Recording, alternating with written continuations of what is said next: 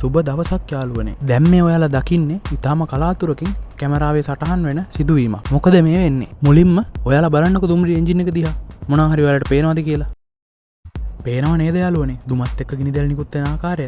මේ සිදුවීම දැක ගන්න හම්බුනේ යාපනයේ ඉඳන් අනුරාධපුරයට යන දුම්රියේ මෙදවච්චිය දුම්රිය ස්ථානයට ආසන්න වෙනවා සමගම. අවට පරිසරය අඳුරු වැටිගෙන එන නිසා මෙම දර්ශනය හොඳින් දිස් වෙනවා. මේකට මං හේතුව තව ටිකකින් කියන්න. එතකල් වීඩියෝ එක බලන්නකෝ.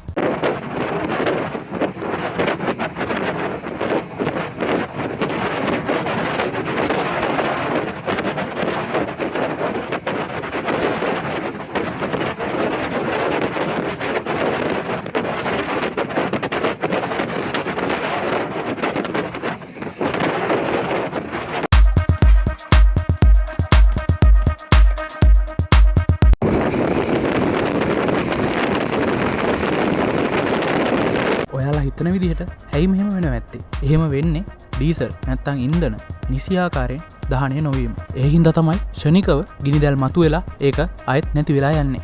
මම වීඩියෝ එක මෙතන ඉඳන් ස්ලෝ මොෂන් දානවා. මුලින් දැකමු නැති කට්ටිය දැන් හොඳින් බලන්න.